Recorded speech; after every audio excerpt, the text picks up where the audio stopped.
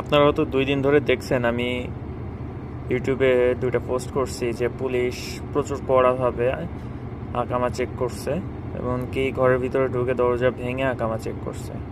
এটা আসলেই বাস্তব। এটা হচ্ছে সৌদি আরবের মক্কা সিটিতে ঘটছে এই কাহিনিগুলো। তো প্রচুর সৌদি আরবে বর্তমানে প্রচুর পরিমাণে পুলিশ চেক করতেছে আকামা আছে কি নাই। যারা পুরনো আছেন তারা একটু সাবধানে থাকবেন, যাদের আকামা নাই আর কি।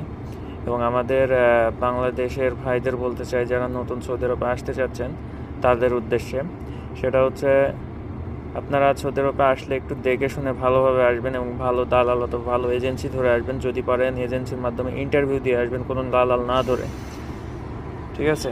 তাহলে আপনাদের পক্ষে ভালো ভালো কারণ এসে সরাসরি কোম্পানিতে ঢুকলে আপনাদের আকামা নিয়ে টেনশন থাকবে না এবং এই ভোগান্তির বা এই ভয়ের ভিতরে থাকতে হবে না কখন আমাকে পুলিশ ধরে নিয়ে গেল, কখন আমাকে দেশে পাঠাই দিল, সফর জেলে ঢুকাই দিল। ঠিক আছে, সৌদি আরবে এই আকামা না থাকলে কি যে একটা টেনশন, সেটা একমাত্র যার নাই সেই জানে।